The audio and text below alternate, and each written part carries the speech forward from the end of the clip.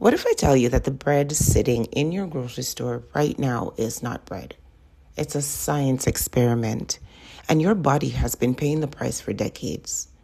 What I'm about to show you is what bread used to be, what it did for women, and why they took it from us. Welcome back. Today we're discussing bread, fermentation, and gut health for women over 40. Now, I didn't know this information until I started researching baking so that I could make more than just bread machine items. But the reason bread is so bad for us, especially women, and including the ones that we bake at home, is the instant yeast. So here I was experimenting with all kinds of bread machine creations, thinking I was making better choices for myself, and for my family. And then lo and behold, it's bad for me just the same as the store-bought. So let's get into it.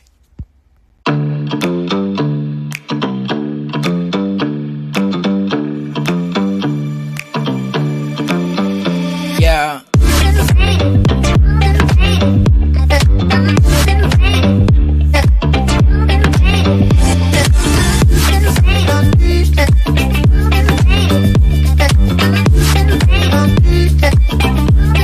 So here's what happened.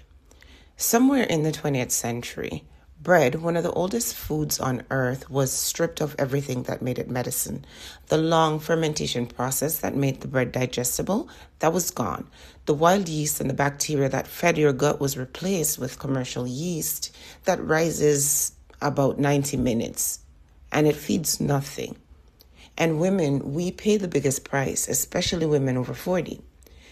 As I mentioned, commercial bread, it uses the fast rice yeast, that instant yeast, which skips the fermentation, and therefore the gluten is not broken down. What ends up happening is that the phytic acid in the wheat blocks the mineral absorption, and especially the iron, zinc, and magnesium minerals. These are things that women over 40 and in perimenopause desperately need, right?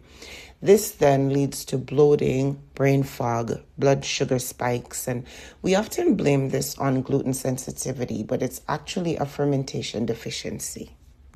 The thing is, our great-grandmothers did not have a sourdough recipe per se. They had a culture, a living thing that they kept alive, fed, and passed down.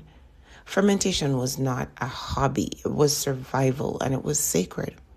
For example, ancient Egyptians fermented bread for over 6,000 years. That is documented history. Every traditional culture had a fermented grain staple. The starter was passed between women like an inheritance. It was like the original provision.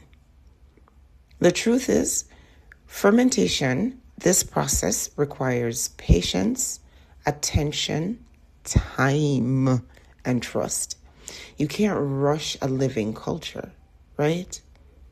The first time I got a sourdough starter, I was a young mom who was interested in running a home daycare. I was networking with other providers who were homesteaders. And in those days, everything moved so fast. And the only slow process that I really was involved with, those things were delegated to crock pots or the bread maker or anything else, the oven. So I didn't understand the process of, fermentation or keeping a sourdough starter alive. But these days, I understand that fermentation, just like healing, it happens slowly, and that, the most powerful things in life are alive and they need to be nurtured, and they take time and patience. Also, as an aside, I saw this sourdough cocoa bread recipe on breadexperiment.com on a blog. And I wonder if you guys would like to try it. I'm interested because I'm going to have a lot of sourdough discard, and I feel like it's something I would like to try. So comment yes below, or cocoa bread if you want to see that. So let's talk about the science. What does fermentation do to a woman's body after 40? Well, it's the same flour, the same wheat, but fermented properly, so your insulin barely moves. That matters deeply for women in perimenopause because blood sugar swings are behind the mood crashes, the weight shifts, and the 3 a.m. wake up. Fermentation is stabilizing you while you eat. So when your gut is inflamed, estrogen is not processed correctly. 90% of your serotonin, your calm, your joy, your sense that everything is going to be all right, is made in your gut, not in your brain, in your gut. So when you feed it fermented food, you're not just nourishing your body, you're tending to your peace. Now, fermentation also helps stabilize your blood sugar. The acidity of true sourdough lowers the glycemic index of the bread significantly. So we end up with a completely different impact on your insulin when it's fermented. Wheat was never the problem. It was how we stopped preparing it.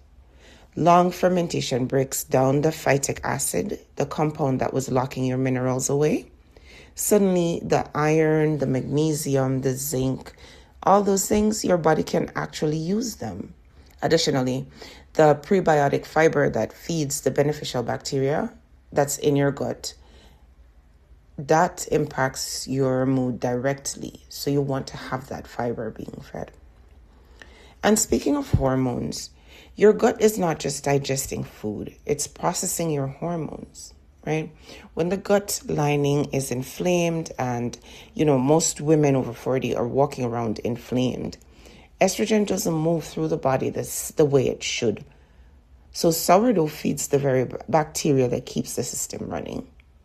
So again, this is not about eating less bread, right? It's about eating the right bread, the bread your body was designed to receive. Also, before I keep going, if you haven't seen what happened when I made rice crackers from leftover rice, that video is linked in the description because everything I'm teaching you lives in the same principle. You don't waste, you just transform and keep it moving. Now, I want to talk about something I believe nobody in the fermented food space is talking about because everybody's talking about the probiotics and gut health, but no one's telling you about what it means to tend to something living, to be responsible for its survival, to feed it so it can feed you. See, a sourdough starter is alive. It breathes, it grows, it needs to be fed or it dies. For women over 40 who have spent decades feeding everyone else, tending a starter is a practice in reciprocity. The spiritual principle is what you cultivate in your kitchen, you cultivate in your spirit. Patience, consistency, trust in the process. Sacred self-sufficiency is not about stockpiling. It's about cultivating. And when you bake a sourdough loaf, you're doing something women have done for over 6,000 years. You're not behind. You are returning. Now, I told you at the beginning that this was connected to something, to a birthday and to bagels, and here's why this matters. My 40th birthday was coming up, and I knew I would be too busy to do much, but I wanted to celebrate the milestone, do a bit of reflection and celebrate my blessings, which originally when I was writing this, I wrote blessings, and I like it, so I'm going to keep it. I wanted to make something that honored the occasion and honored my body, but I only had instant ease. So I did make the bagels, but they're not fermented. I will share that with you. But as soon as I get some sourdough discard, I will go ahead and make some sourdough bagels as well. So next video, I'm going to show you exactly how I made those birthday bagels. And if I have enough sourdough discard, I'll just make some more and add that on to the video. I'll show you what I used, why I chose it, and what it means to celebrate yourself with food that is actually feeding you. Now stay close. If this is landing for you, if something in your body just said yes, I love bread and I want to be able to eat it and not feel guilty, then you belong here. Subscribe because this is just the beginning of what we're uncovering together. And drop a comment below. What did your mother or grandmother or your grandparents ferment? I want to know what was already in your lineage. That's the video for today, guys. As I always say, Be blessed, be balanced, be blissful, and be blooming. And use your gifts in 2026.